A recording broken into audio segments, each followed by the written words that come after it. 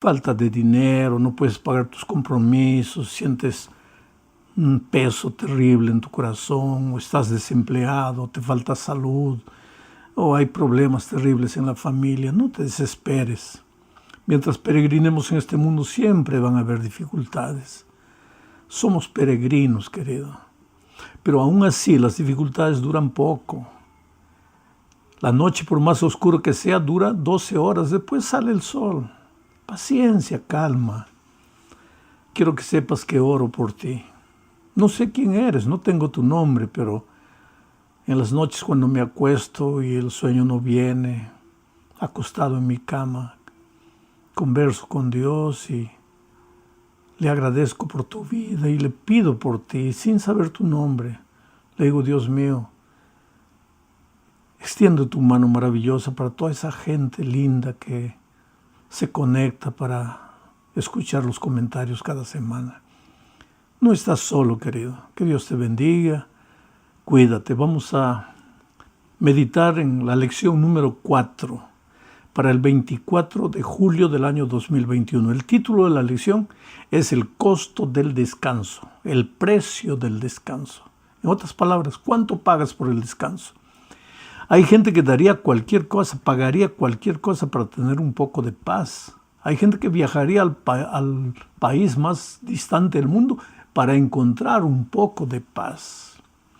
Y sabes, por regla general, una de las cosas que quita la paz del corazón, que quita el sosiego, la quietud del corazón y te llena de intranquilidad, de angustia, de conflicto interior, una de las cosas principales, aunque ya la semana pasada vimos que está el egoísmo, está la ambición, en fin, está la hipocresía, pero una de las cosas terribles es la carga del pecado. Cuando hay pecado escondido en el corazón, hagas lo que hagas, no vas a ser feliz. Y tú sabes que el sentimiento de culpa puede llevar a la gente hasta la muerte. Yo me acuerdo que cuando era joven, leí una noticia que me paralizó, me golpeó interiormente, porque una famosa artista de Hollywood una noche subió al hotel y al día siguiente no bajó para la sesión de filmaje. Entonces la llamaron por teléfono, no atendía, tocaron la puerta, no atendía, y trajeron la llave maestra, abrieron la puerta y ella estaba en la tina, había llenado de agua y se había cortado las venas y se había quitado la vida. Pero en la mesa de noche había una carta que ella dejó escrita y decía: yo no me suicidé, me asesinaron. Atrapen al asesino antes que acabe con toda la humanidad. Y en letras grandes decía: el asesino es la culpa por las cosas terribles que hice en la vida. La culpa. La culpa masacra, querido. La culpa es como un martillo que te golpea de día, de noche, no te deja en paz. Entonces, ¿cómo puedes tener tranquilidad, quietud en el corazón? ¿Cómo puedes tener descanso espiritual si estás atormentado por el peso de la culpa? Por eso la lección de esta semana trata del caso de David. Un rey que pecó, un rey sobre quien el peso de la culpa llegó con todo, masacrando su vida. La primera parte del estudio dice agotado y cansado. Ese era el rey David. Vamos a leer segundo libro de Samuel, capítulo 11, versículos 1 y 2. Dice así: al año siguiente, en el tiempo en que los reyes salen a la guerra, David envió a Joab y a sus siervos y a todo el ejército de Israel a combatir a los amonitas, a los que vencieron luego de ponerle sitio a la ciudad de Rabá. David se quedó en Jerusalén, y un día por la tarde, mientras se paseaba por la azotea de su palacio después de la siesta, vio desde allí a una mujer muy hermosa que se estaba bañando. Tú conoces bien la historia de David, pero vamos a revisar algunos detalles que están relacionados con la culpa. El texto dice que en el tiempo en que los reyes salen a la guerra, los reyes no salían para la guerra en el tiempo del invierno crudo de aquellas tierras bíblicas. Eran tiempos buenos. Entonces, si un país quería guerrear contra otro, quería pelear contra otro, no mandaría a sus soldados a morir en el invierno. Mandaba sus soldados en el tiempo bueno. Bueno, había llegado el tiempo de la guerra y David mandó a su ejército a la guerra contra los amonitas y él se quedó en el palacio en Jerusalén. Pero mira que el texto dice en el tiempo en que los reyes salen a la guerra, porque los reyes acompañaban a su ejército a la guerra. Ahora, ¿por qué David mandó a sus ejércitos y se quedó? Ahí ya comienza el problema. Los problemas en la vida empiezan cuando tú no estás donde debes estar. Cuando tú debes estar en el trabajo y te quedas en la casa. Cuando tú debes estar en la escuela y estás paseando en la calle. Cuando tú debes estar cumpliendo tu deber y no lo estás haciendo. Ahí ya comienzan los problemas. Y el texto bíblico dice que después de la siesta estaba caminando en la azotea de su casa. No era un caminar por acaso. Él ya se había quedado con segundas intenciones. Por eso estaba en la azotea de la casa, porque él también sabía la hora en que la esposa del vecino se bañaba. Y el texto bíblico dice que el rey miró a una mujer hermosa que tomaba baño. Esa mujer era Betsabé, esposa de un general suyo. Pero David había mandado al general a la guerra y él se había quedado. Y ahora miró a la esposa de su general bañándose y la mandó llamar al palacio. Lógico, ¿quién podría decirle no al rey? Tú conoces la historia. David cometió un pecado terrible. No fue solamente adulterio, fue un cóctel de pecados. Porque Betsabé quedó embarazada.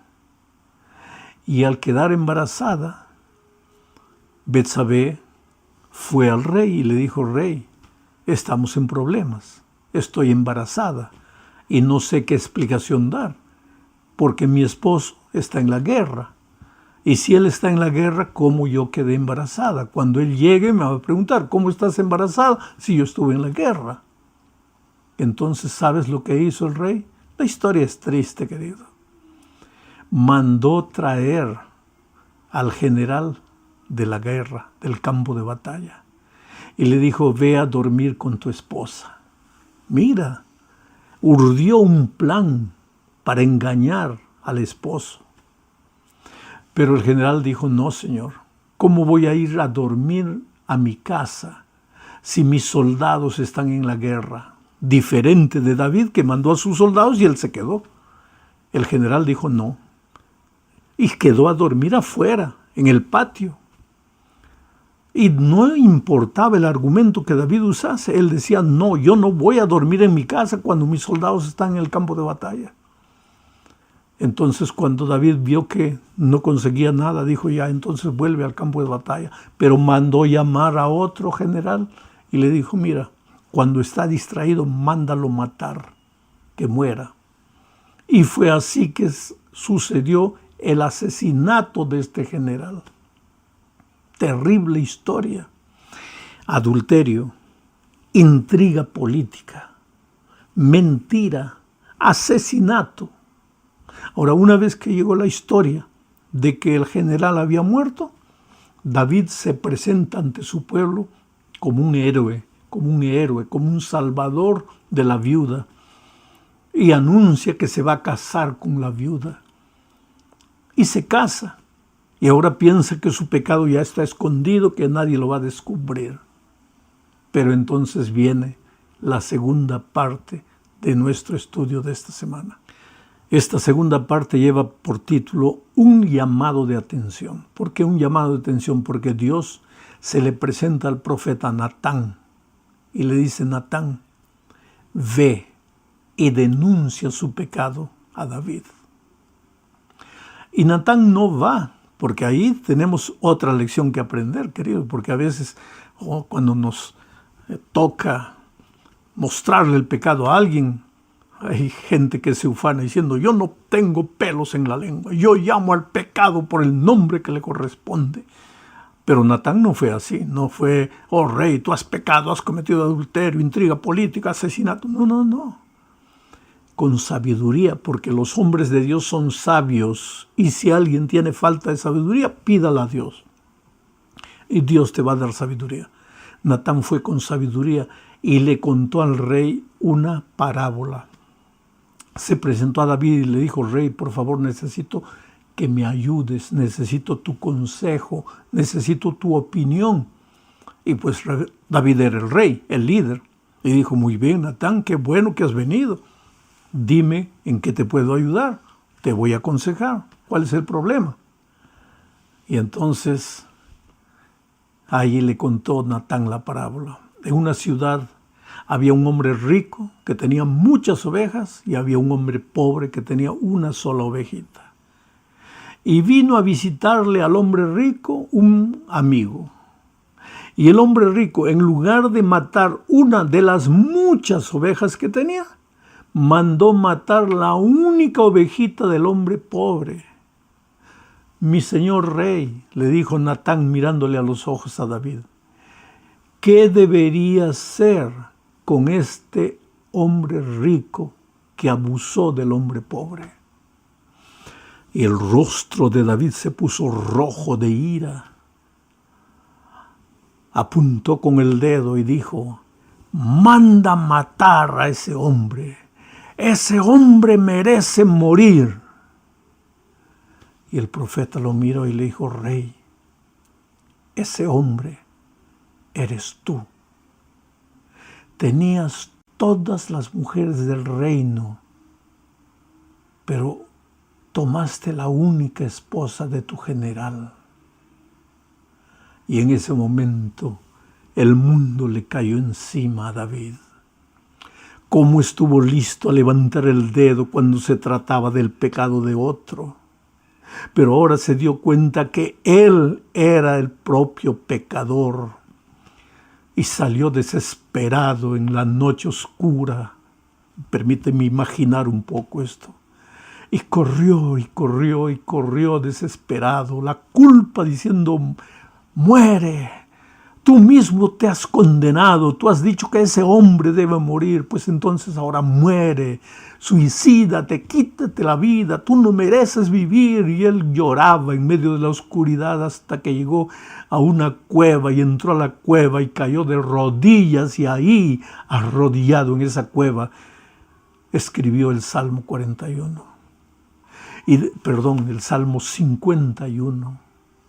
Y de ese Salmo 51 yo te voy a leer, para comenzar, los versículos 1 al 3. Ahora imagínate, una noche oscura, David en una cueva húmeda, con el peso de la culpa abrumándolo, con la voz de la conciencia diciéndole que era un pecador miserable y que merecía morir. Ahora él llorando expresa estas palabras al Señor su Dios y dice, Dios mío, por tu gran misericordia, ten piedad de mí. Por tu infinita bondad, borra mis rebeliones. Lávame más y más de mi maldad. Límpiame de mi pecado. Reconozco que he sido rebelde. Mi pecado está siempre ante mis ojos. Oh, querido, qué tremenda oración. Oh Señor, no hay nada bueno en mí. Soy basura, soy pecado. Cuando se trató del pecado de otro, cómo me apresuré a levantar mi dedo y apuntar el pecado ajeno. Pero ahora comprendo que yo soy el pecador. Señor, perdóname, lávame, límpiame, purifícame. Y querido, cuando tú arrepentido clamas a Dios, la palabra no sale de tu boca y la respuesta divina ya llega a tu vida. Y Dios lo perdonó. Pero el hecho de que Dios perdona no quiere decir que no vamos a sufrir las consecuencias. Por eso yo siempre digo, querido, que Dios nos libre de caer en el pecado, pero que Dios nos libre de sufrir las consecuencias, porque el pecado, por más horrible que sea, Dios no nos perdona, Dios nos perdona, pero las consecuencias, Dios no nos libra de las consecuencias. Y las consecuencias para David fueron terribles. Ese niño que esperaba a Betsabé murió. Y David sabía que era consecuencia de su pecado. Sus hijos pelearon unos con los otros. Uno de los hijos quiso violar a su hermana. Y cada vez que aparecía un problema familiar, David sabía, es mi culpa, es mi culpa, es mi culpa, porque el martillo de la culpa es así. Su hijo Absalón se rebeló contra él. Y la conciencia le decía, tú eres el culpable. Qué buen ejemplo le diste a tus hijos. Pero querido, aún las consecuencias pasan. Y aunque Dios no nos libre de las consecuencias, Dios nos da las fuerzas para cargar las consecuencias, para soportar las consecuencias. Pero el perdón de Dios es absoluto. En el momento que tú clamas, el perdón llega a tu vida y ahora ya no tienes inquietud en el corazón, ahora ya tienes paz en el corazón.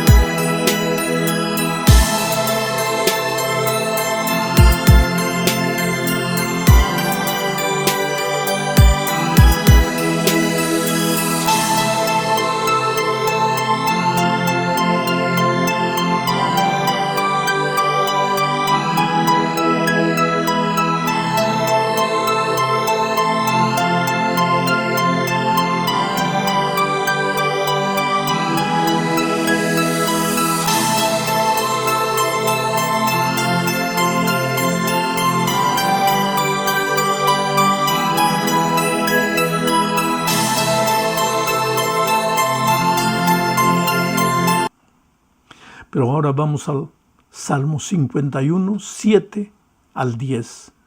Y aquí vamos a ver algo nuevo que David le pide a Dios. La oración dice, purifícame con hisopo y estaré limpio. Lávame y estaré más blanco que la nieve. Lléname de gozo y alegría y revivirán estos huesos que has abatido. No te fijes ya en mis pecados, más bien borra todas mis rebeliones. Dios mío, crea en mí un corazón limpio, renueva en mí un espíritu de rectitud. ¿Sabes de lo que David está pidiendo? ¿Sabes eso, algo bueno que David le está pidiendo a Dios? Es una nueva naturaleza, un corazón nuevo, un espíritu recto. ¿Por qué? Porque cuando el hombre cayó en el pecado, adquirió la naturaleza pecaminosa y esta naturaleza pecaminosa nos empuja al pecado, nos lleva al pecado, nos subyuga al pecado. Necesitamos la naturaleza de Cristo, la mente de Cristo, el espíritu de Cristo. Necesitamos un corazón nuevo y Dios ha prometido que nos dará ese corazón nuevo. Por eso la oración de Juan es, el que confiesa sus pecados, Dios le perdonará y lo limpiará de toda maldad. Porque nosotros no necesitamos solo el perdón, necesitamos la purificación. No necesitamos solo la justificación, necesitamos la santificación.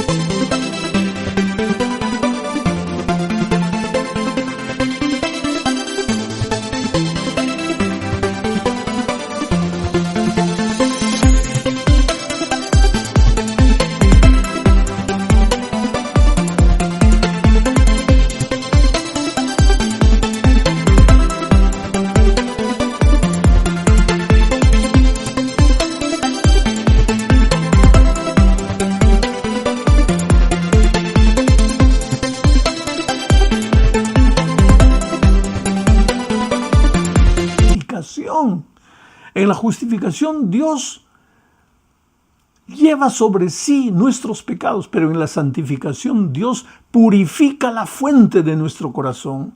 Trabaja con nuestro corazón nuevo, nos enseña a andar en sus caminos, porque ¿de qué valdría solamente el perdón si continuamos cayendo y maltratándonos y maltratando a las personas y maltratando el corazón de Dios? Ahora, me impresiona la última parte de este estudio bajo el título de Reflectores de Luz. Mira la oración de David.